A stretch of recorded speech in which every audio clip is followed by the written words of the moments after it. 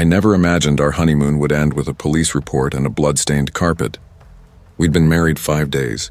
After months of planning, the whirlwind of family and vows, we were finally in paradise. Lanihi, a small, lesser-known island in the Pacific. The kind of place travel blogs called untouched, quiet, green, and impossibly beautiful. We stayed at a boutique resort that felt half dream, half postcard. Open-air hallways smelling of salt and hibiscus, hammocks swaying on every balcony, and fresh guava juice every morning. It was our first real escape together. No work, no family calls, no plans, just us. The first 3 days were perfect. We slept in late, explored small roadside cafes, and watched the sun drop into the sea every evening like a slow-burning ember.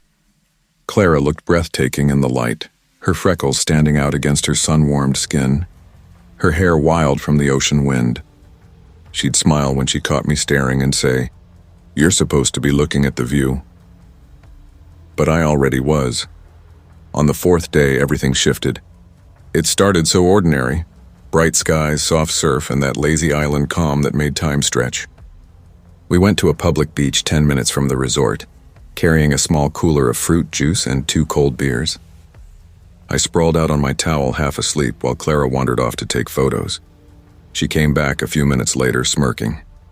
"You look half dead," she said, nudging my leg with her foot. "I'm conserving energy," I mumbled without opening my eyes. "This is how I vacation." She laughed, shaking her head. "I'm gonna hit the bathroom.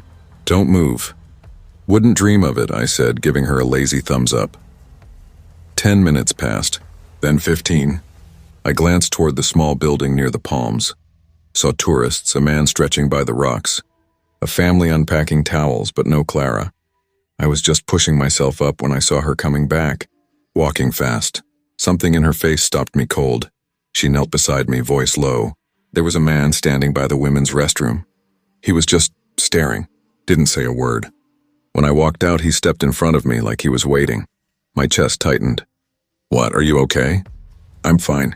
2 other women came out right behind me and he kind of backed off, so I just kept walking. I sat up, scanning the beach. "What did he look like?" She turned, pointing, but the spot was empty now. Tall, white, maybe mid-30s.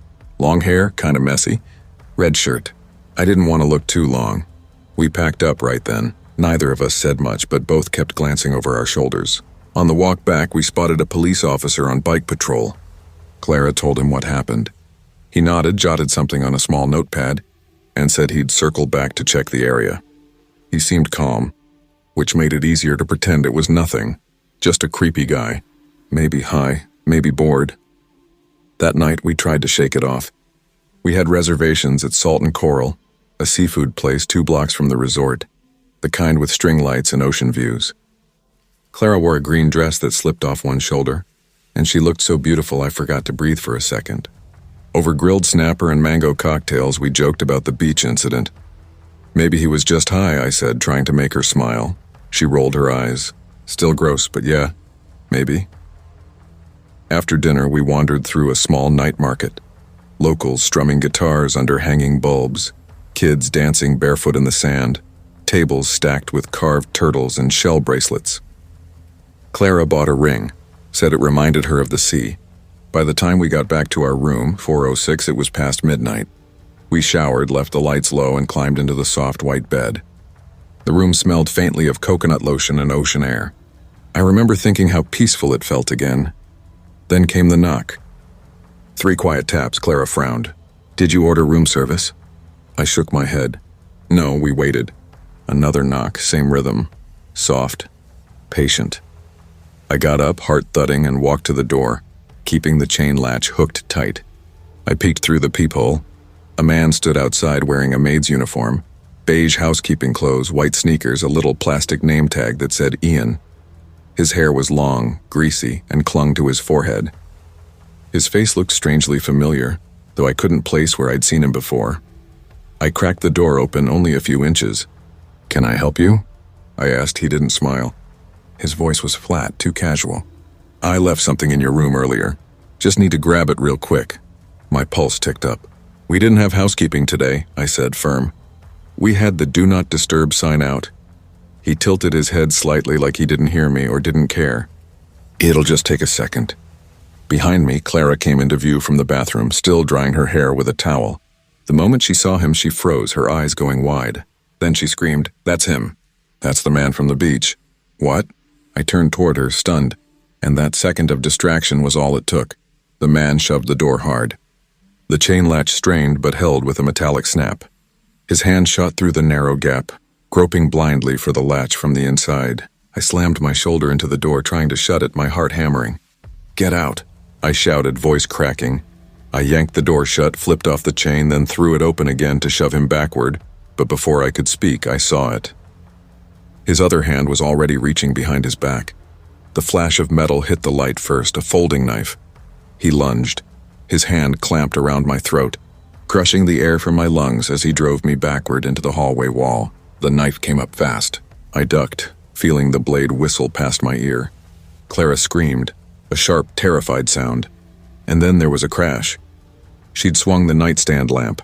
It shattered against his head in a burst of glass and sparks.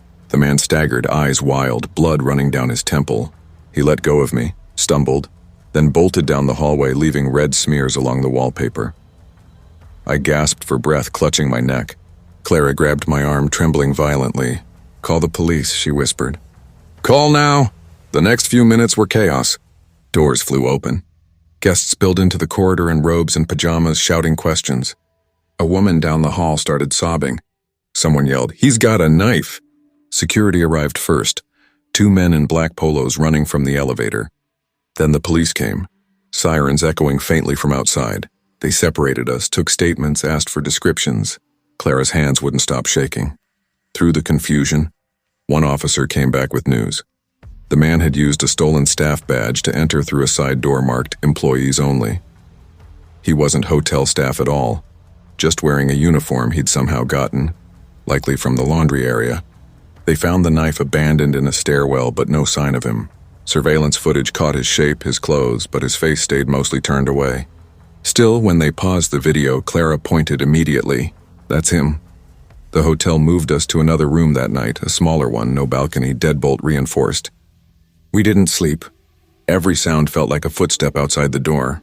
2 days later, the police called. A man matching the description had been arrested trying to break into another hotel near the marina. His name was Connor Wexley. He carried a duffel bag filled with stolen uniforms, pepper spray, duct tape, and another knife. He'd been arrested before for stalking. The rest of our honeymoon passed in a blur. No beaches, no late walks, no sunsets. We stayed mostly in the room with the curtains drawn, watching the local news, waiting for our flight home. Every time Clara's hand brushed mine, I could feel the tremor in it. Sometimes she still wakes up in the middle of the night, gasping from nightmares. Sometimes I catch myself checking the locks 2 or 3 times before bed just to be sure. Our wedding photos still hang above the fireplace. Clara in white, me smiling like the world could never turn dark. We never took them down, but we don't talk about Lanihi anymore. Not because we want to forget, but because we almost didn't make it back.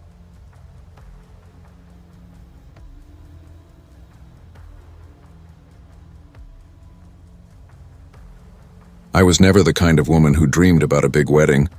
The dress, the flowers, the endless guest list, it all sounded exhausting. The courthouse was enough for me. 1 witness, a few signatures, a kiss, and done. But Ryan, my brand new husband, had this idea that we should celebrate properly afterward. His version of proper meant a real honeymoon. Just the 2 of us. No relatives, no obligations, no timelines. A week to exhale after the chaos of tying the knot. He found this place online, El Capitan Resort and Spa, tucked just off the strip in Henderson, Nevada. 5-star rating, glowing reviews. Not as loud or gaudy as the big casinos downtown, but still close enough to feel the pulse of the city. Supposedly elegant and discreet. The kind of place celebrities vanished to when they wanted privacy. Ryan bragged about finding a discount on their honeymoon suite. Marble floors, a king-size bed, balcony overlooking the skyline, even a whirlpool bathtub.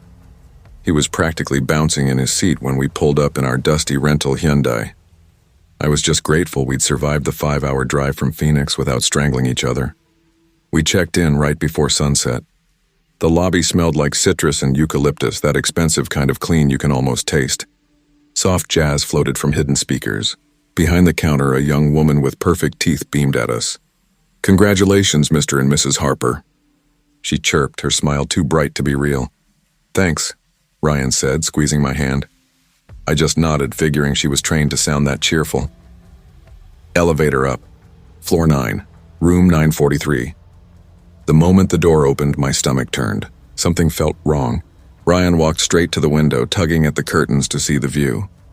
I stood frozen in the doorway. A smell hit me hard, stale, sour, and almost chemical. It wasn't the usual hotel funk. Not sweat, not mildew. This was heavier, older, like something that had been covered up instead of cleaned. "Do you smell that?" I asked. He frowned, half distracted. "Huh? I mean, yeah, it's not great. Maybe the AC?" He crouched by the vent, sniffed. "Or the carpet. They probably just shampooed it." I didn't answer. I rolled my suitcase to the corner and sat on the edge of the bed. The smell came in waves, like it was breathing with the room. My fingers brushed the nightstand, sticky. Dust clung in the corners. A brownish stain bled from under the armchair, faint but unmistakable. My gut tightened. Ryan flopped backward on the mattress, grinning. "Come on, babe, it's fine. Give it a few minutes. You're just tired. We've been in the car all day." I forced a smile that didn't last. "I'm calling the front desk." The manager's voice came through crisp and polished. "I'm so sorry about that, Mrs. Harper. Unfortunately, we're fully booked this week, International Travel Tech Convention, but I'll personally send our housekeeping supervisor up to refresh your suite immediately. And while she does, please enjoy dinner on us. The steakhouse across the courtyard is wonderful." It seemed fair enough. I thanked her, hung up, and let Ryan tug me toward the door. Dinner was good. Better than it had any right to be. Warm, light, smooth wine, perfectly seared steak. For a while, I forgot the smell. Ryan made me laugh with stories about his college roommate's disastrous wedding toast, and for an hour, it felt like the honeymoon we'd promised each other. We even started planning the next day. Maybe a hike at Red Rock Canyon, maybe the Hoover Dam. But when we came back, I didn't need to open the door all the way to know it hadn't worked. The stench rolled out first, thicker now, sharper, laced with something metallic like rust. Or blood. Ryan's smile disappeared. "What the hell?" he muttered. We stepped inside together. The air hit my throat, cloying and sour. He slammed the door behind us. They didn't do a damn thing. I looked around the spotless room. The crisp white sheets, perfectly fluffed pillows, the faint mist of lemon air freshener trying desperately to mask something deeper, older and very, very wrong. "I want to leave," I said quietly, staring at the carpet. My voice barely made it past my throat. Ryan was pacing, running both hands through his hair. "They said everything's booked, remember? Let me call and raise hell. They'll have to find something." He grabbed the room phone and started talking, his voice rising and falling in sharp bursts. I couldn't hear what the manager said, only Ryan's clipped responses. "No, that's not acceptable. I don't care if there's a convention. Check again." When he finally hung up, his face was tight with frustration. "Nothing," he said flatly. "Not one damn room in the whole city. Even the cheap motels are full. They offered to clean it again." I drew my knees up to my chest on the edge of the bed. "It's not dirty, Ryan, it's wrong. Like it's coming from inside the walls." We spent the next hour tearing the place apart. Every drawer, every cabinet, under the bathroom sink, behind the curtains.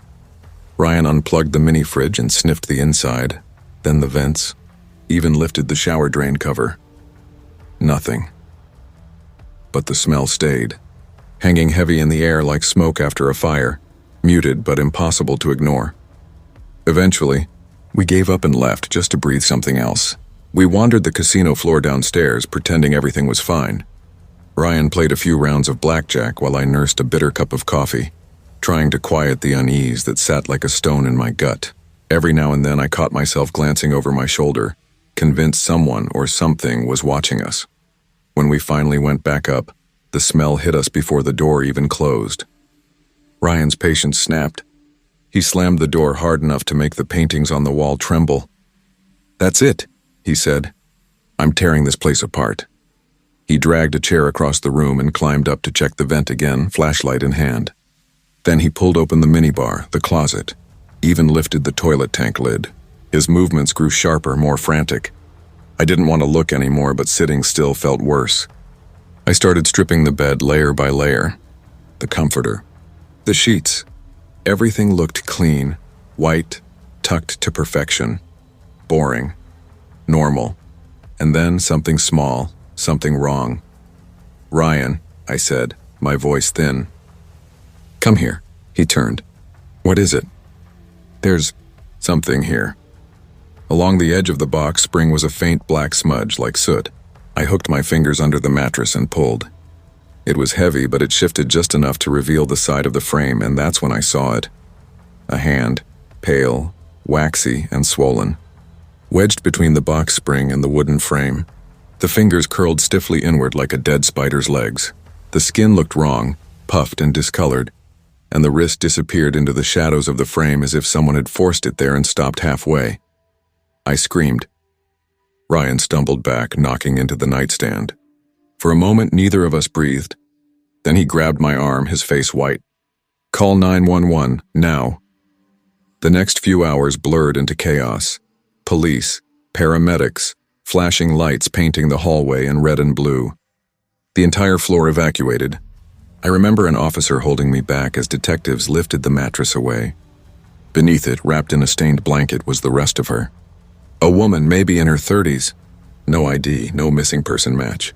The coroner said she'd been there at least 5 days. Apparently, previous guests had complained about the smell. Housekeeping had changed the sheets. Sprayed air freshener, assumed it was the drains. No one had looked close enough. They'd been making the bed right over her. Ryan and I gave our statements in a numb haze. They moved us to another hotel that night, escorted by police. We didn't talk. We didn't touch. We just lay on top of the covers in our new room, fully dressed, eyes open until sunrise. The next afternoon, I canceled the rest of the trip. We drove straight back to Arizona without stopping once. The El Capitan refunded everything, offered us a lifetime free stay, like we'd ever go back. Weeks passed. The story never made the news. The police never identified her. No one claimed her. Just a quiet death hidden under other people's honeymoons. Ryan doesn't laugh as easily now.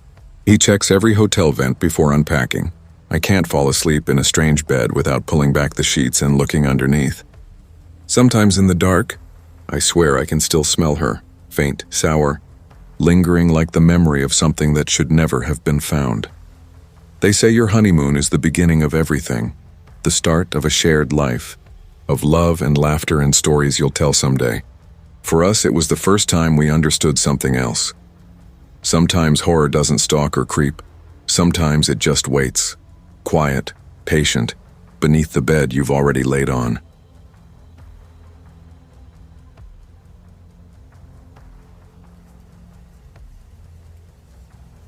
I was 16 the summer my idea of vacations and people changed for good.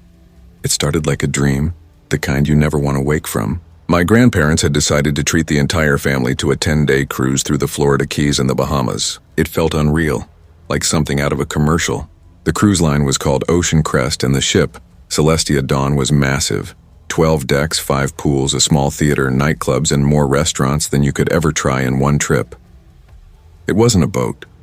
It was a floating city with hallways that smelled faintly of sunscreen and citrus cleaner. There were 13 of us total. Me, EA, my older brother Tyler, 20, my younger brother Dylan, 14, my sister Maya, 18, and her boyfriend Jordan, my parents, Aunt Claire and Uncle Sean, my cousins Penny and Leo, and Grandma Helen and Grandpa Rick. The cabins were assigned based on the number of adults, which technically meant Tyler and I weren't supposed to share. But Tyler claimed Dad was bunking with him and no one checked too closely. So I snuck in my duffel and my makeup bag, careful not to leave anything out in the open that might give me away. I loved it, having that private space with him. Tyler was my favorite person in the world, smart, funny, protective without hovering. He treated me like an equal, not a kid tagging along. We spent most of the first few days together, wandering the decks, eating our weight in buffet food, swimming in the saltwater pools on Deck 10, and watching sunsets that turned the ocean the color of fire. At night, he'd hit the adult lounges or one of the bars, and I'd either crash early or hang with Maya and Jordan, pretending not to feel left out of their couple bubble. Everything was perfect until the 4th night. That was when things changed, quietly, like a shift in air pressure you don't notice until it's already too late. Day 4. The man at the wall. It started in the ship's nightclub. Yeah, I know. I wasn't technically supposed to be there. You had to be 18 to enter, but I looked older, and I'd borrowed Penny's cruise ID since she wasn't going out that night. She was 15, shorter, and way too baby-faced to pass for me, but the bouncer barely looked at it. The place was pulsing with a pop remix, lights flickering blue and violet through the haze of sweat and perfume. Tyler was already at the bar when I slipped in through the side entrance, drink in hand, grinning when he spotted me. I wasn't there to drink. I just wanted to dance, to feel older for a minute, to soak up the noise and energy. But before I even crossed halfway through the room, something snagged at the edge of my attention. A pressure, a prickling awareness. The kind of feeling you get when someone's eyes are glued to you, not a glance, but a fixed stare. My chest tightened, not from fear yet, just from the weight of it. I turned my head slowly, scanning the crowd. That's when I saw him. He was sitting alone against the back wall, a thin man, pale with thinning dark hair and a wrinkled linen shirt that looked slept in, maybe late 40s, maybe older. One hand wrapped loosely around a glass, the other resting still on his knee. His eyes were locked on me, completely. His face was expressionless, but there was something deliberate in it, like he wasn't just looking. He was choosing. I told myself I was imagining it. I moved a little to the left, then right, testing it. His head followed. The soft club lighting made his skin look almost gray. A ripple of cold worked its way up my arms. I forced my legs to keep walking, pretending everything was fine, and made my way to Tyler. He turned, smiling. "You good?" he asked, raising an eyebrow over the rim of his glass. "Yeah," I said quickly. "Just hot in here." He nodded, bought me a soda, started talking about some guy he'd met at the blackjack table earlier. I laughed in all the right places, but I could still feel that stare burning into the back of my neck. After about 10 minutes, I leaned closer. "Hey, I'm gonna find Maya and Jordan, okay? I'll see you back in the room. You sure?" he asked, frowning slightly. "Yeah. Text me if you leave early." I slipped out before he could question it further. Maya and Jordan were outside the club, perched at the martini bar, sipping drinks and laughing at something private. Their legs tangled under the stools. I sat beside them, pretending to scroll through my phone, trying to steady my breathing. "You okay?" Maya asked after a moment. "You look like you saw a ghost." "I'm fine," I said too fast. "Just crowded in there." Jordan smirked. "You sure that's all? You're shaking." Before I could answer, I glanced across the bar and froze. The man was there again, sitting alone, same posture, same stillness. Only now he didn't even bother to hold a drink. His hands rested flat on the counter and his eyes were locked on me like before. Cold, unwavering. My fingers tightened around my knees under the bar. "Don't be paranoid. He's just some drunk guy. Don't make it weird." But the air around me felt wrong, heavy. "Hey," Maya said again, nudging me. "What's up?" "You okay?" "You look off," Maya said, her brows knitting. "I'm fine. Just tired." I said too quickly, forcing a smile I didn't tell her. I don't know why. Maybe I didn't want to sound paranoid. Maybe I didn't want to ruin her night, or maybe a part of me already knew. No one would take it seriously. So I made up an excuse about needing sleep and left the bar a few minutes later. The hallway outside was nearly silent except for the hum of the ship's engines and the faint thrum of music, leaking from behind distant doors. The carpet muffled most footsteps, but my sandals still made faint slapping sounds as I walked, each one echoing in the empty corridor. The walls were painted a soft gold, the lights dim and steady, and the air smelled faintly of salt and cleaning solution. I found myself glancing over my shoulder every 10 seconds, half expecting to see someone following. But the hall stayed empty. Deck 7, midship. Our cabin was 3 turns down from the elevator. When I rounded the corner, my breath caught. The door to our room was open, just a crack. The warm yellow light inside spilled into the hallway. We had locked it. I knew we had. I'd heard the click when Tyler left earlier. I froze, my hand hovering near the handle. My heart began to hammer so hard it made my chest ache. "Tyler?" I called softly. My voice barely carried. No answer. The air inside felt heavy when I pushed the door open with my foot, still tense like the room itself was holding its breath. "Tyler?" I tried again, a little louder. Silence. The beds were untouched. My makeup bag sat where I'd left it. The bathroom door was half open, light off. I hesitated, then crept forward, every step deliberate, toes curling against the carpet. I nudged the bathroom door wider with the back of my hand. Nothing. Empty. I waited a full minute before exhaling. My muscles slowly unclenched. Maybe Tyler forgot to pull the door shut all the way. Maybe housekeeping stopped by accidentally. There were normal explanations. There had to be. I locked the door again, checked it twice, and changed into shorts and a t-shirt. Crawling into bed, I pulled the blanket up to my chin, trying to quiet my thoughts. But that man's face kept floating behind my eyelids. The blank stare, the stillness, the way he followed me without blinking. I told myself I was safe. I told myself I was being ridiculous. At some point, I drifted into a light, uneasy sleep. I don't know how long I'd been out when I felt it. A faint brush against my face. It wasn't the blanket. It wasn't my hair. It was a hand. My eyes flew open. The room was pitch dark, the steady hum of the engines filling the silence. My throat locked up.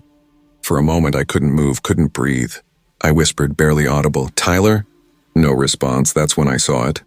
A tall figure stood beside my bed, a black silhouette against the faint strip of light leaking through the curtains.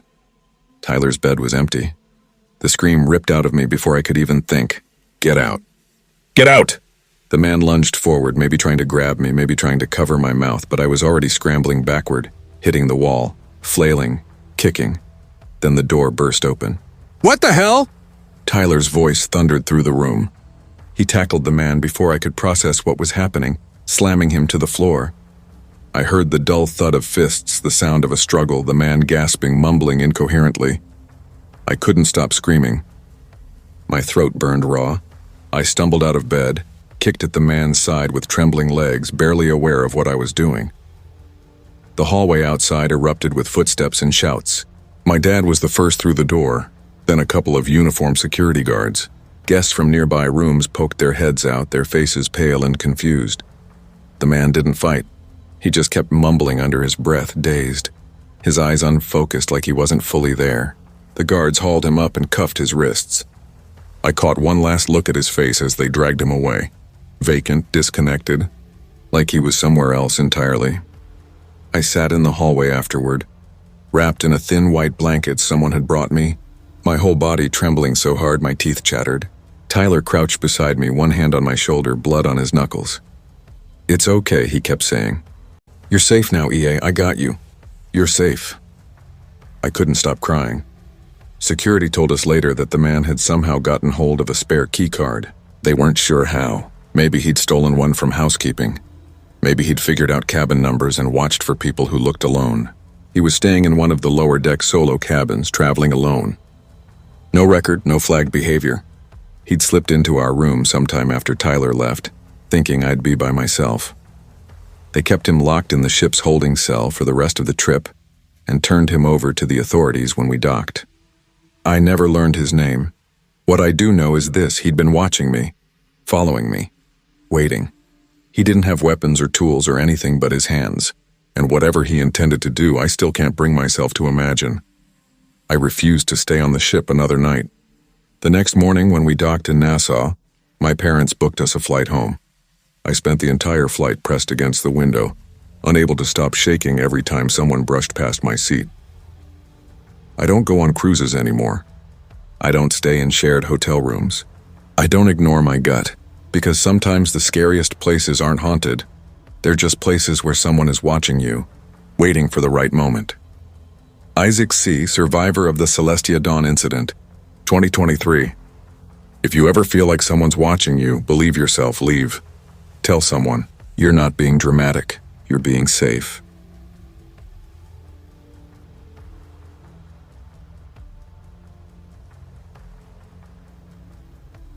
I've never liked driving at night. Something about the blackness pressing in from all sides makes me uneasy. But with the family in tow and money running thin, it felt like the smart move. Every dollar counted lately. We were on day 2 of our road trip from Edison, New Jersey to Orlando, Florida. My wife, Marissa, was riding shotgun, her head tucked into her hoodie. In the back, our son Josh, who had just turned 11, and our daughter Emma, 6, were both asleep, tangled under a shared blanket. My name's Dylan. I'd planned this trip down to the hour. Originally, we were going to split the drive into 2 days, stop somewhere in South Carolina or Georgia, grab a motel. But after watching the gas gauge fall faster than expected and paying way too much for burgers and fries at some roadside diner, I decided we'd just push through. Save $100, get to Florida by morning. The kids could sleep in, wake up, and boom, Disney Day. It was about 10:50 p.m. when we crossed into Georgia.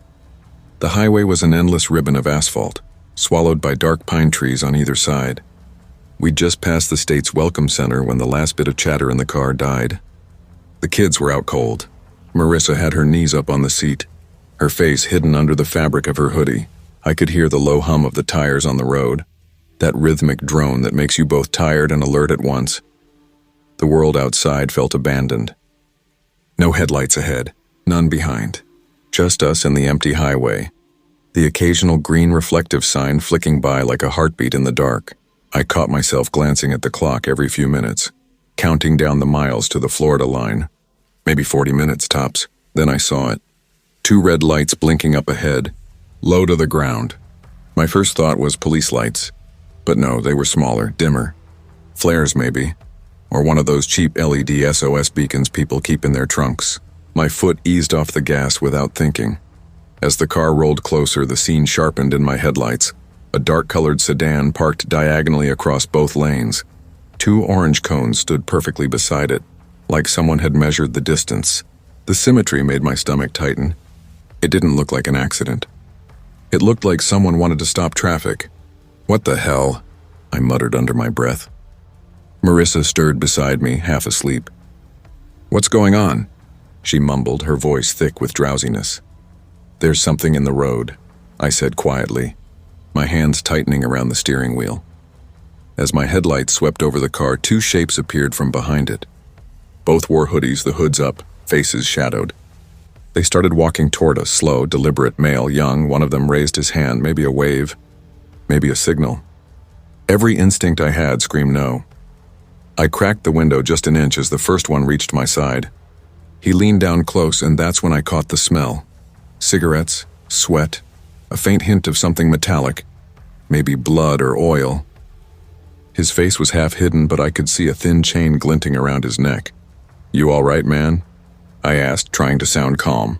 "Yeah," he said, his tone flat. "Open the door real quick. Need to ask you something." That sentence hit me wrong. Too casual, too confident. Nobody says open the door real quick on a dark highway in the middle of nowhere. My pulse started to spike. I darted a glance toward the side mirror. The second guy was circling toward the passenger side, moving fast. "No," I said firmly, and rolled the window back up. That's when I saw the first guy's hand slip into the pocket of his hoodie. "Screw this," I hissed. I slammed the car into reverse, tires squealing as the SUV jerked backward. Marissa gasped, clutching her seat. "Dylan, what are you doing?" "They're not stranded," I shouted, jerking the gear into drive and flooring it. "It's a setup." The headlights swung wildly as I aimed for the narrow gap between their car and the cones. My heart hammered. The SUV clipped one cone, plastic shattering under the wheel. One of the red lights burst apart, sparks scattering across the pavement. We missed their car by inches as I sped past. Marissa twisted in her seat, looking back. "Who were they? What the hell is happening?" "I don't know," I said, breathing hard, "but we're getting the hell out of here." For 30 long seconds, the rearview mirror showed nothing. Just empty black highway stretching behind us. My shoulders began to drop, the adrenaline slowly draining, when a new pair of headlights flicked on in the distance. "Dylan." Marissa's voice trembled. "Is that them?" I didn't answer. My eyes locked on the mirror, knuckles white on the wheel as the lights grew larger, closer. I didn't need to answer her question. The car behind us was already gaining fast, its headlights swelling in the rearview mirror like 2 furious eyes. "Are they chasing us?" Josh's voice came from the back seat, groggy and trembling. "Everyone stay quiet," I said, forcing my tone to stay, even though my throat felt tight. My hands were slick on the steering wheel. The headlights behind us began flashing once, twice, then in rapid bursts. My pulse spiked. I pressed harder on the gas. The speedometer climbed 75, 80, when suddenly, pop. The SUV shuddered hard, jerking me toward the rumble strip. "What was that?" Marissa screamed. I don't know," I said, fighting to steady the wheel. "I think they hit a tire." Then came another sharp pop. The steering went loose, soft, like the car was dragging a dead weight. The sound of rubber flapping against asphalt filled the cabin. God, no, I muttered. We're not going to make it far. Marissa fumbled for her phone, her hands shaking. I'm calling 911. Good, I said through gritted teeth, eyes fixed on the road. Just stay calm. Everyone stay calm. The kids weren't calm. Emma had curled up in her booster seat, hands pressed over her ears, sobbing uncontrollably. Josh was shouting. Questions I couldn't answer, things like, why are they doing this? Who are they? I could feel the back of the car dragging with every rotation of the ruined tires, but I kept it moving. Anything was better than stopping. Then bam! The impact came like a hammer. The car behind us rammed into our bumper hard enough to throw us forward in our seats. The kids screamed. Marissa cried out. My entire body locked, the wheel jerking violently in my hands. Please, Marissa gasped into the phone. Please send help! We're on I-75 South, just past exit 93. There are people chasing us. They're hitting our car. Please, we have kids. Another hit. Harder this time. The whole SUV lurched. And then, just when I thought the next one might flip us, I saw it. Red and blue flashing lights in the distance. A police cruiser tearing down the highway toward us, sirens wailing. Oh, thank God, I breathed. The moment the men behind us saw it, they swerved sharply right, darting down the nearest exit ramp and vanishing into the dark. The cruiser followed, tires screaming, lights fading into the trees. I guided our crippled SUV onto the shoulder, the steering wheel trembling in my grip. My chest felt hollow, like my lungs had forgotten how to breathe. We're okay, I said finally, my voice cracking. We're okay now. We're safe. But my hands wouldn't stop shaking. 15 minutes later, another squad car pulled up behind us, followed by a tow truck. The officers examined the damage while Marissa sat in the grass beside the car, holding both kids close. Emma wouldn't let go of her mother's arm. Josh just stared at the police lights like they were the only thing holding back the dark. When one of the officers crouched by the rear tire, his expression hardened. Small caliber rounds, he said quietly. 2 of them, fired from a silencer, probably from inside their vehicle. He stood, dusting his hands off. They've done this before. Turns out they had. Another driver, a woman traveling alone, had reported a similar setup the night before. Same kind of roadblock, same stretch of highway. She'd managed to reverse out before they reached her. By the time officers arrived, there was nothing left. No car, no cones, no flares. Clean. Professional. The officer told me they'd been running plates through traffic cams earlier that evening, looking for the right kind of target. Family vehicles late at night. People who wouldn't expect danger. Easy prey. We spent the rest of that night holed up in a Holiday Inn near Valdosta. The Disney trip could wait. Josh refused to sleep without the lights on. Emma clung to Marissa so tightly, her little fingers left marks on her arm. I sat up most of the night, staring out the window at the empty parking lot, flinching every time a pair of headlights passed by. It's been months now, and I still can't drive at night without checking the rearview mirror every few seconds. Not because I think they'll come back, but because I know how easy it is for something like that to happen. One quiet highway. One family just trying to save a few bucks. 1 mile too far and everything can change.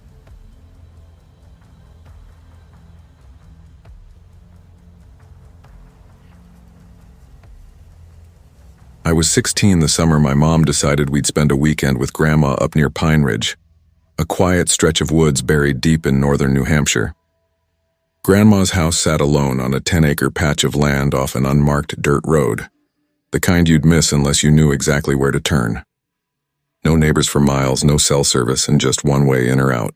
It wasn't much of a vacation, but it was the closest thing we ever got to one.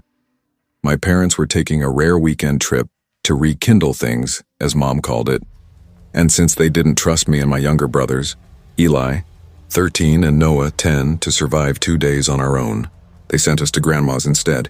She had electricity, a landline, a pond out back, and enough squirrels to keep my brothers busy for hours. The house wasn't fancy, a low ranch-style home with pale vinyl siding, 2 bedrooms and a red Morton shed out back where Grandma stored tools and old furniture. Grandma Loretta was in her 80s but moved like someone 20 years younger, sharp-eyed, stubborn, and a little paranoid. She had a habit of checking locks twice and muttering things like, "Too many drifters on these back roads." Grandpa Henry had built the place in the early 70s, and after he died, she never left it. When we pulled in that Friday, the air smelled like pine and damp dirt. The rain from the night before had left the woods humming with crickets and frogs. After dropping our duffels in the spare room, we ran around the yard until we were sweaty and laughing, then came inside for sweet tea and ham sandwiches. Evening came soft and gold. We played basketball on the half-court Grandpa had poured decades ago. The backboard leaned a little, but it held.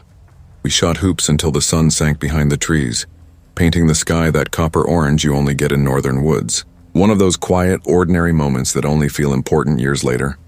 Dinner was chicken pot pie and peach cobbler. Noah went for seconds before anyone else had finished half their plates. "You're gonna eat me out of house and home, boy," Grandma teased, nudging him with her elbow. "I'm growing," Noah mumbled through a mouthful of pie. We all laughed. Everything felt normal. After dinner, I went upstairs to the loft where Grandma kept an old TV and our dusty GameCube. Eli joined me and we lost an hour to Super Smash Brothers before Grandma's voice cut through from downstairs. "Wyatt, come down here a second." I figured she needed help with the dishes or maybe misplaced her glasses again. But when I came down, she was standing by the dining room window, her face tight. She pointed outside. "You boys left the Morton door open," she said, my brow furrowed. "We didn't even go in there."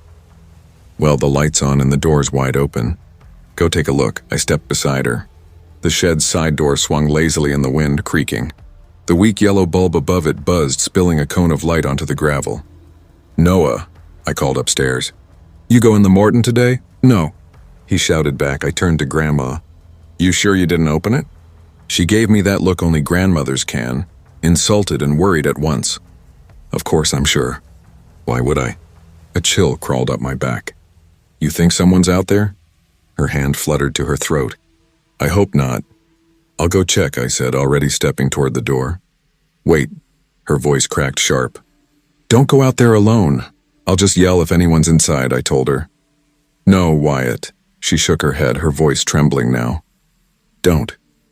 She stepped between me and the door, grabbing my wrist so tight it startled me.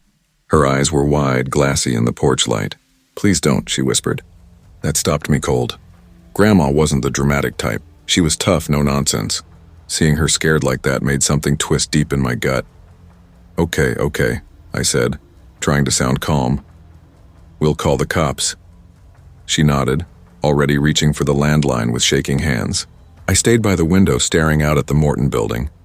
It looked like any other shed, and until it didn't. The open door, the light flickering above it, the stillness in the trees. It all felt wrong, like the air itself was waiting. Grandma's voice trembled as she spoke to the dispatcher. "There's a strange light on in our shed, the door's open," and she stopped mid-sentence because I saw him. A man was standing just a few feet from the porch steps. No sound, no movement, and just standing there. He wore a dark hoodie pulled low, hands hanging at his sides. The light from the window barely caught him, but what little I saw was enough. I couldn't make out a face, just darkness where it should have been. "Holy shit," I breathed. What is it?" Grandma's voice rose. "There's a guy right at the porch steps," I whispered. "Just standing there." She dropped the phone, leaned over my shoulder, and gasped. Oh my God. She snatched the receiver back up, panic cracking her voice. "He's here. He's standing at the porch. Please, someone..." My fist clenched before I realized it. "I should go out there," I muttered. "No," she screamed, grabbing my arm with surprising strength. "Wyatt, don't you dare. He's just standing there, Grandma. He's not even trying to break in. I don't care." He could be high or armed or crazy. "You're not going out." Her fingers dug into my wrist until I stopped struggling. We waited. Seconds stretched like hours. The man didn't move. He just stood there silent until, without a word, he turned and drifted around the side of the house, disappearing into the dark. "Crap," I said under my breath. "He's going around." We rushed through the house, peering out every back window. For a few seconds, we caught glimpses of movement between the trees, and then nothing. He was gone. When the sheriff finally arrived, a tall, tired-looking man named Deputy Carver, the tension broke just enough for me to realize my hands were shaking. "Didn't see his face?" he asked, jotting notes on a pad. "No," I said. "He stayed in the shadows. Didn't try to get in, not that we saw." Carver checked the Morton building himself. Nothing missing, nothing damaged, just the open door. Could have been passing through, he said. Or a drifter looking for shelter. That's what scares me, Grandma muttered. Carver promised to patrol the area, but his tone said he didn't expect to find anything. He left around 9:45 p.m., and Grandma insisted on sleeping downstairs in the den. You boys stay up there, she said firmly. I'll keep the lights on. We didn't argue. Back upstairs, we tried to drown our nerves in Super Smash Brothers, but the fun was gone. Noah kept asking, what if he comes back? Until Eli hissed, shut up. At 10:12, a scream shattered the quiet. Wyatt. It was Grandma. We tore down the stairs, hearts pounding. She was standing in the den, pointing toward the small office beside it. Her voice was a rasp. He's in there. I saw him. What? I was lying down. I saw the door creak open. He walked in. I swear it. Without thinking, I ran to the office door and slammed it shut. Eli and Noah shoved a bookshelf against it. The house fell deathly still. Grandma's hands shook as she called the cops again. When Carver returned, faster this time, he opened the office door with his gun drawn. There he was. The man from the porch lying calmly on the couch like he belonged there. Same hoodie, same stillness. He didn't fight. Didn't even flinch. He just looked up at us and said softly, didn't want to be outside tonight. Too cold. He'd crawled in through the den window, the one left unlocked. He never shouted, never threatened. Just crept inside. Carver cuffed him and let him out without a struggle. Later we learned his name, Brandon Rooks, no weapons. No ID, no serious record. Just a couple trespassing charges, a drifter, maybe homeless, maybe unstable. Didn't matter. Grandma didn't sleep alone for weeks after that. She installed deadbolts on every window, even upstairs. My parents begged her to move in with us, but she refused. If anyone tries that again, she said, I'll be ready. I still think about that night. Not because of what happened, but what almost did. Because real horror isn't always blood or violence. Sometimes it's silence. A man standing at your porch in the dark, saying nothing, just waiting, watching, and knowing he got inside anyway.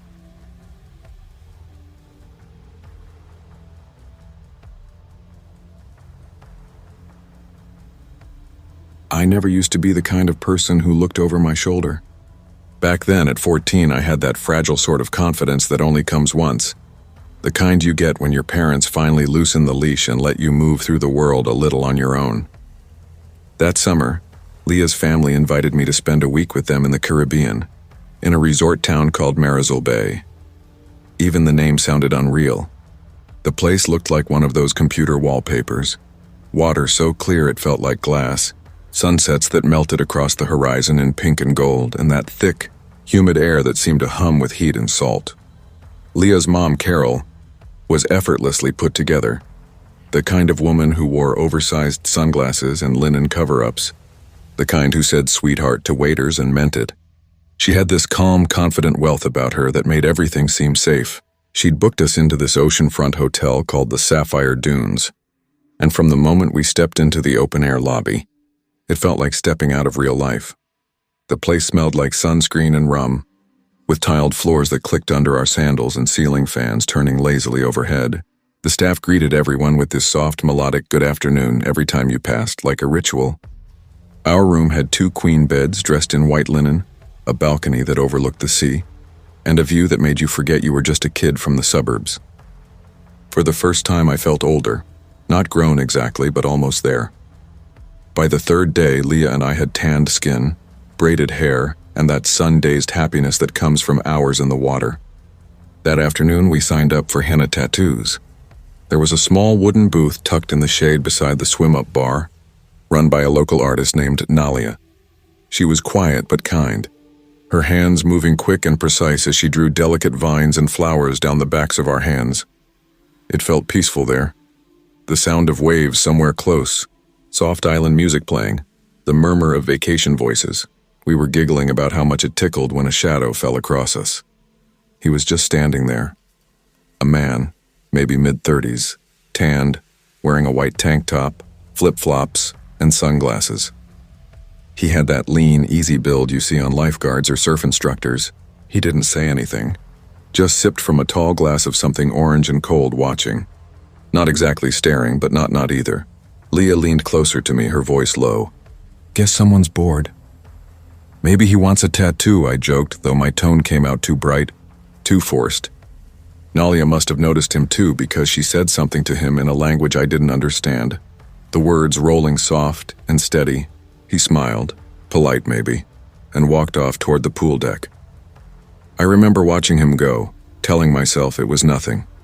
People lingered all the time. It wasn't weird, but somewhere deep in my stomach a tiny voice whispered that it was.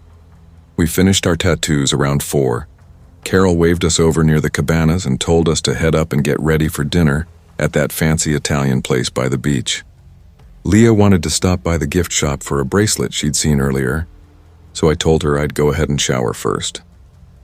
There were 2 ways back to our room. Outside, around the pool and up the back stairwell, or inside, through the row of boutiques and up the lobby elevator. The inside route was quieter, air-conditioned, lined with bright storefronts full of seashell jewelry and postcards. I chose that one. As I walked, I passed families still dripping from the pool, little kids clutching inflatable dolphins, tourists with pink shoulders flipping through racks of t-shirts. The air smelled like coconut lotion and fried fish. A tall man in the corner was playing steel drums, the rhythm light and echoing. I paused for a second, smiling, then started toward the elevator. That's when I saw him again. The man from the tattoo booth, standing near the entrance to the hallway, sunglasses still on, drink in hand, like he'd been waiting for something, or someone. He was standing right next to the elevator, leaning casually against the wall. His sunglasses were now hooked into the neckline of his tank top, his phone in hand, thumb scrolling lazily. He looked relaxed, too relaxed, the kind of casual that feels rehearsed. I slowed without meaning to. He didn't look up, didn't acknowledge me, just kept staring at his screen. I told myself I was being paranoid. Vacation brain. I pressed the elevator button anyway. A soft ding. The doors slid open. I stepped inside. So did he, sliding in at the last second. Just before the doors closed, it was just us. I turned toward the buttons and pressed 6. Our room was all the way at the end of the top hallway, the quietest part of the floor. He stood behind me, silent. When I looked back, he gave this small gesture toward the panel like, go ahead, but he didn't press anything for himself. That's when my stomach dropped. That slow falling sensation, the same one you get when you miss a step on the stairs. Why didn't he press a floor? I told myself not to panic, not to make it weird.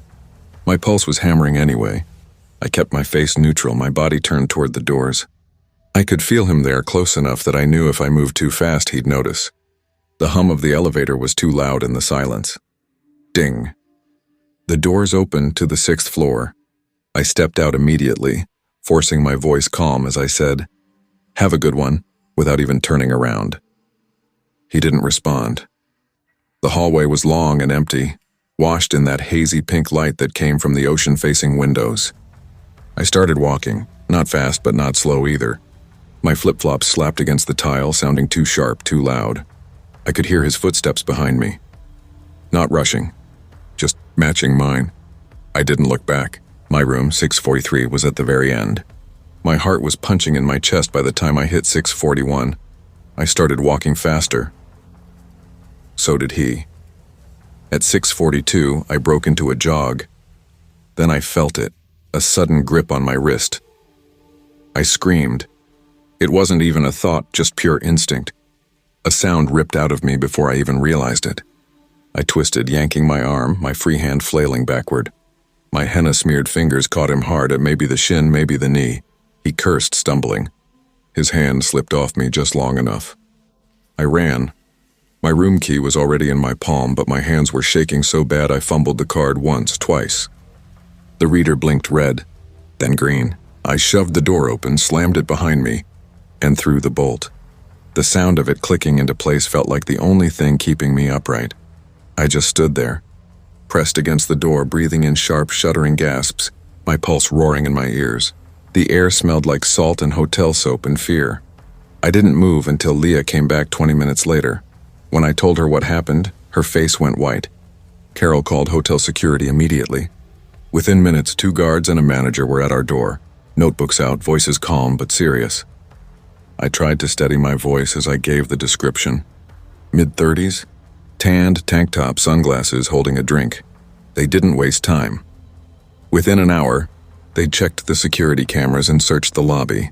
They found him down at the beach bar, leaning on the counter, watching another group of girls younger than us. He didn't have a room key. No ID, nothing. Turns out he wasn't a guest at all. He'd been sneaking in from the beach for 2 days, hanging around the property. One of the boutique clerks remembered him, said he'd been asking weird questions. The police were called. When they cuffed him, he barely reacted. We found out later he'd done it before. Different resorts, same pattern. Always waiting for someone young and alone. After that, we barely left the room. If we did, Carol was right beside us, eyes sharp, one hand on our shoulders. I didn't go near the beach again. I didn't even step onto the balcony at night. I barely slept that week. It wasn't a nightmare, not the kind you wake up from and laugh about. It was real. Just a guy, a hotel, a minute alone in the wrong place. I think about that trip every time someone says, "You're overreacting," because I wasn't. I reacted just in time. And I learned something that summer, that the ocean isn't the only thing that looks beautiful, while hiding something dangerous underneath.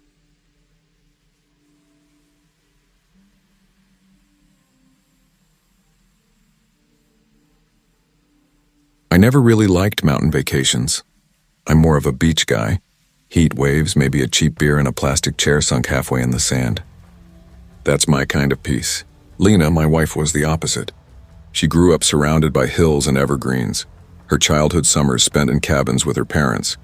Campfires, mosquito bites, long hikes, the smell of pine smoke clinging to their clothes. So when she found this little hidden gem resort tucked up in the woods about 4 hours north, I couldn't really say no. A long weekend in the mountains, just us. No phones, no work, no neighbors. It sounded good on paper. We left early Friday morning in her beat-up Subaru, winding through narrow forest roads that looked like they hadn't seen fresh pavement in decades. The place was called Willow Pines Lodge, a family-run mountain resort that had apparently been around since the 1960s. They'd done a few upgrades, modern plumbing, decent mattresses, but most of it still had that old wood-paneled analog charm. Online photos showed cozy cabins with slanted timber ceilings, fireplaces, and endless trees. What sealed the deal for Lena was their couples escape weekend. Adults only, limited guests. She read the brochure aloud as we drove. Gourmet dinners, live music, wine tastings by the fire, yoga at sunrise. I just nodded, keeping one hand on the wheel and letting her excitement fill the car. We rolled into the lodge around 2:30 in the afternoon. Sunlight knifed through the pines, the air thin and cool. The parking lot was nearly empty, just a handful of cars. The main building looked like something out of a postcard. Dark wood siding, big double doors, and a wraparound porch with a row of old rocking chairs creaking softly in the wind. It was the kind of place that could be cozy during a snowstorm, or deeply unsettling if you were there alone. A woman at the front desk, Mara, mid-50s, friendly face, voice with that small-town warmth, greeted us like we were old friends. She handed over a canvas tote with the lodge's logo, 2 stainless bottles, a trail map, and a printed itinerary. "Y'all are in cabin 7, one of our best," she said with a proud smile. "King bed, private deck, and your own wood stove.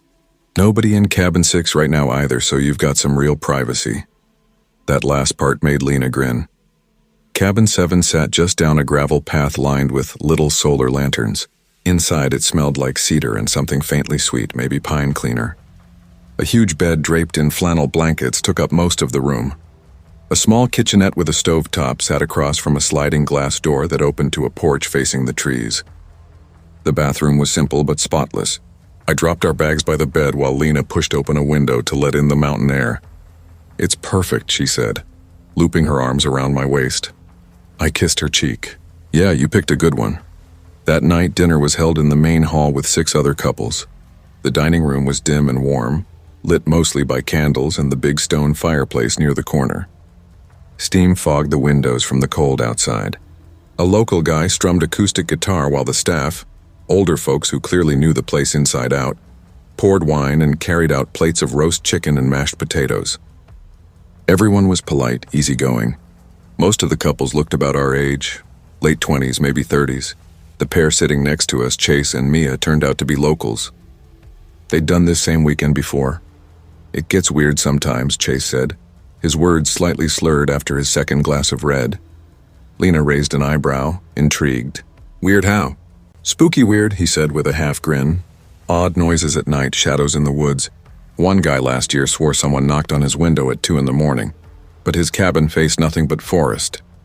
Mia rolled her eyes. He's just trying to freak people out again, Chase chuckled. No, I'm serious. There's something about this place. Too quiet, maybe. We laughed it off. That's what people do in places like this. Swap ghost stories to make the woods feel alive. Later, back at our cabin, the temperature had dropped hard. You could see your breath near the windows. The stove popped and hissed softly as the flames caught. We crawled into bed, layers of flannel and wool around us. The adjoining door to cabin 6 stayed unlocked.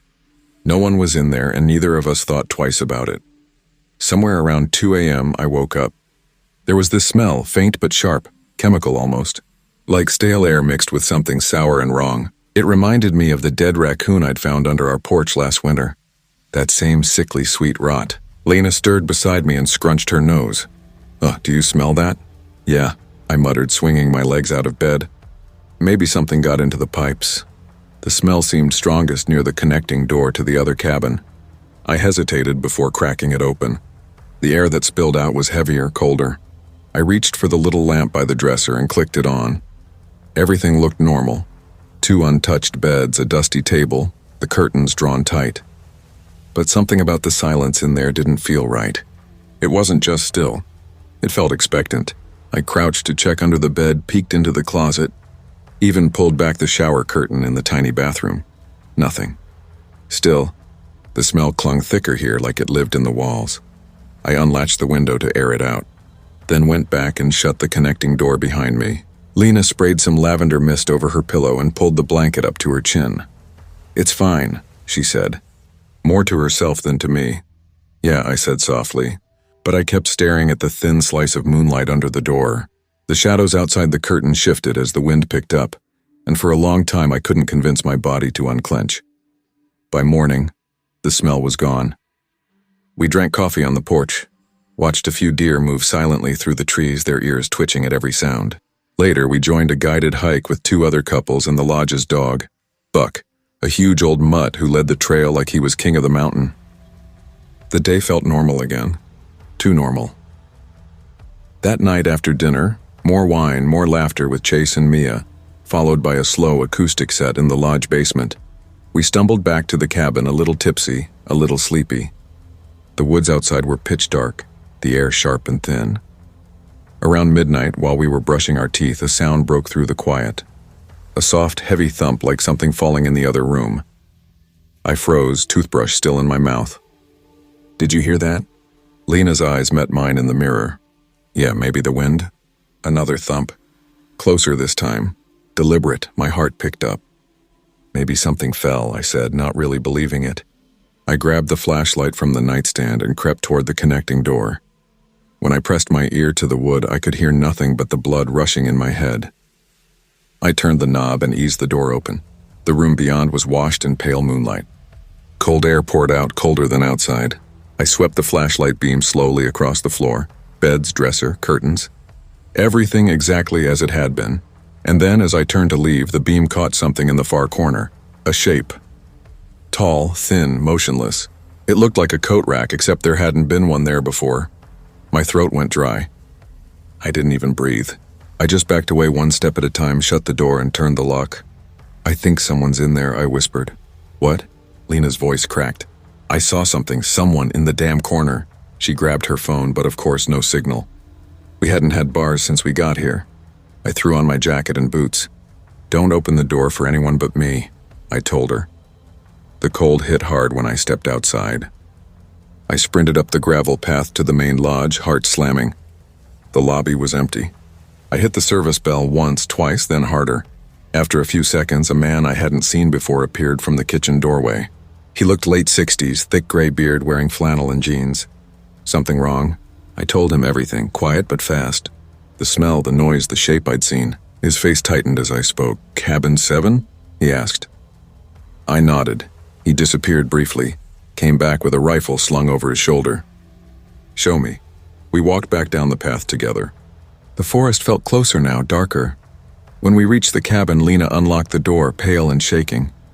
The man held up a hand for me to stay back and went straight through the connecting door. He was gone less than 30 seconds before returning. His voice was low. The other doors open to the outside. Whoever it was, they're gone. I blinked. There's another door? He nodded grimly. Side exit. You probably didn't notice it behind the dresser. Leads out toward the tree line. Lena's grip on my arm tightened. Who was it? Don't know, he said, glancing toward the dark woods. You're not the first to report something. A few weeks back, food went missing. Blankets, too. Someone's been sneaking in from the forest, living rough out here. Might be local. Might be someone not right in the head. We didn't sleep that night. By morning, the staff let us cancel early and gave us a full refund. The man, Rick, the owner's brother, walked us to our car. We'll be putting up cameras, he said, and locking those connecting doors for good. I just nodded. As we drove off, Lena staring straight ahead, I glanced in the rearview mirror one last time. Between the pines, at the very edge of the trees, someone stood watching us leave.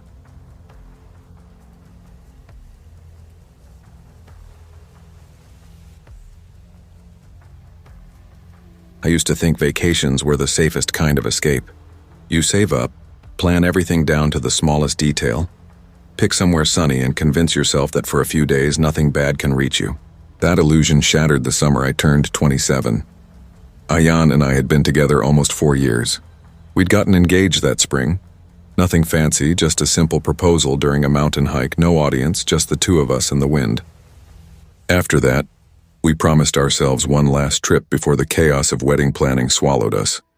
Something quiet, somewhere warm, far from noise and deadlines. Ayan found Pura by accident one night. It was around 2 a.m. He was scrolling through a travel blog when he stopped and turned his laptop toward me. Look at this, he whispered. The picture showed an island that didn't even look real. Sand so white it glowed, turquoise water stretching endlessly, not a resort in sight. It's barely touched, he said, his voice soft but excited. A little island off the coast of Central America. Locals, beaches, that's about it. It sounded perfect. We booked a tiny eco-lodge on the eastern side for 10 days. No air conditioning, no Wi-Fi, just ceiling fans and mosquito nets. We even arranged to rent a car from a local man named Mateo, who ran a small guest house near the airport. Everything about it felt romantic in that wild, off-the-grid kind of way. The first few days were blissful. We ate coconut curry out of paper bowls, snorkeled in water so clear it looked like glass, and spent the evenings with the windows open, listening to the rhythmic chirping of geckos and the distant crash of waves. On the 5th day, we got restless. Ruth, the lodge owner, a retired Canadian woman who always smelled faintly of citronella, told us about a coastal road that wrapped around the island's far west side. It's a bit overgrown but beautiful, she said, sipping iced tea on the porch. No traffic, just jungle and ocean. Take the road past the old sugar mill. There's a dirt path on the left. Locals call it La Ruta Fantasma, the ghost road. I laughed. Why ghost? She just smiled, waving a hand. Old island stories. That should have been our first hint. We packed water, snacks, sunscreen, basic stuff, and left around late morning. I wore a loose white sundress and sandals. Ayan had on board shorts and a gray tee that clung to his back with sweat before we'd even left the lodge. The heat was punishing. The paved road turned to gravel, then to dirt, the car jolting and rattling as we drove between tall sugarcane and drooping mango trees. It felt like the world had folded in on itself. No sounds but the hum of insects and the crunch of our tires. I'm kind of obsessed with this, I said, stretching my legs onto the dashboard. Ayan smirked. I feel like Indiana Jones, only, brown and underpaid. I laughed. Don't crash, Dr. Jones. We drove for almost an hour, stopping occasionally to take photos of the ocean through breaks in the foliage. Around noon, the air grew heavier. The sun was directly above us and everything seemed to slow. The cicadas, even the waves in the distance. Then, up ahead, something caught my eye. At first, I thought it was just a rock jutting from the roadside, half buried in weeds. But as we drew closer, I realized it was the back end of a car, just the rear, angled into the brush like it had been shoved there. Rusted, dented, a faded blue color. No license plates. The make was old, maybe from the 80s, definitely not local. Is that abandoned? I asked, sitting up straighter. Ian slowed down. Looks like it. Maybe broke down and got left there. I scanned the trees. There's no one around. No houses, no tracks, nothing. He pulled over a few yards behind it and put the car in park. Wait here, he said. Why? I frowned. Don't be weird. I'm not. I just want to make sure it's empty. Sometimes people sleep in these things, or someone could be hurt. I didn't like it, but I stayed put. The heat pressed down, thick and suffocating, as Ion stepped out and squinted against the sunlight. I watched him walk up to the car slowly, dust swirling around his sandals. He peered through the grimy windows, then circled it once. He bent down, squinting at something near the front tire. Suddenly, he jerked back like he'd been startled or burned. My heart jumped. I shoved my door open. Ion, what is it? He didn't answer right away. He crouched again, one hand braced on the rusted roof and leaned lower, peering underneath the car. The air around us felt still then. The jungle, the insects, even the waves, it all seemed to pause. I started toward him, the gravel crunching under my sandals. Ion? I called softly. His voice came back low and sharp. Maya, get back in the car now.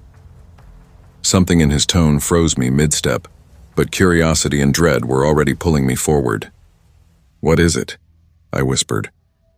He didn't answer, just looked at me, eyes wide and wild, sweat glistening down his temples. Then he pointed. Under the car. I bent down, squinting into the shade beneath the rusted blue frame, and the breath went out of me. There were two men lying on their stomachs beneath the car, pressed into the dirt as if they'd been hiding there. Each one gripped a machete, long, dull-bladed, streaked with something dark. One of them had blood smeared across his shirt. Between them was a third man, face down, motionless, blood pooling thick and black beneath his torso. His arm was twisted behind him in an impossible angle. He wasn't moving. He wasn't breathing. He was dead. My body went cold. My throat locked. I could hear the hum of flies. The two men under the car turned their heads at the same time, slow and synchronized, their eyes lifting to meet ours. Their faces were slack, emotionless. No surprise, no panic, just a dull, heavy awareness, as if we were something inevitable. Ayan grabbed my arm, fingers digging hard into my skin. Get in the car, he hissed. Now, Maya. I stumbled backward as he shoved me toward the Suzuki. My heart hammered so violently it felt like my chest would split. I could barely think, just flashes of blood, dirt, steel. Those blank eyes.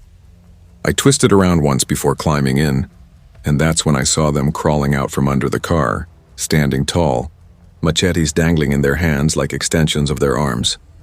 One of them took a step forward. Ayan, go, I screamed. He slammed the door, turned the ignition, and floored it. The tires spun in the dirt, fishtailing, then caught. The car lurched forward, the engine howling.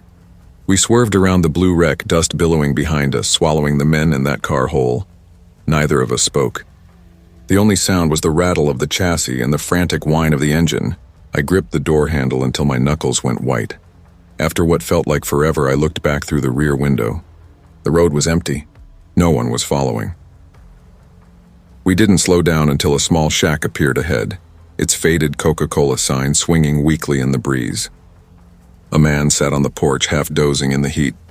Ayan pulled up hard, window down, shouting in Spanish that we needed help.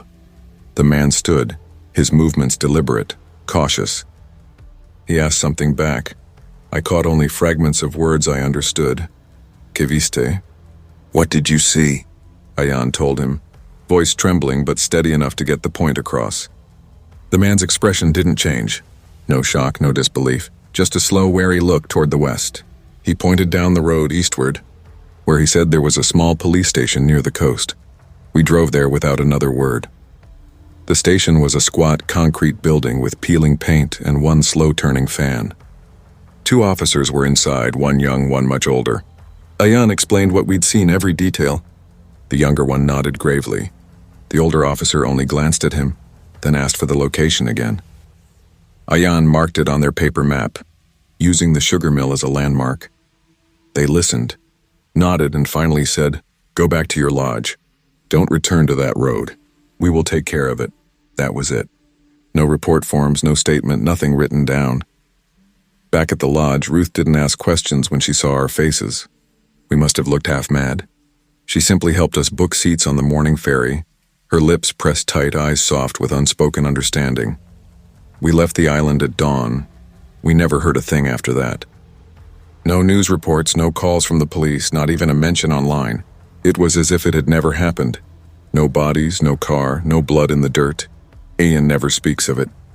He threw away the clothes he wore that day, deleted every photo from that trip, even the ones from before. As for me, I haven't been the same since. Something shifted in me on that road. Something small but permanent. It wasn't just the dead man or the machetes, it was the way those two men looked at us. That quiet, almost tired expression, like they were seeing something they'd expected all along. You shouldn't be here. That's what their eyes said.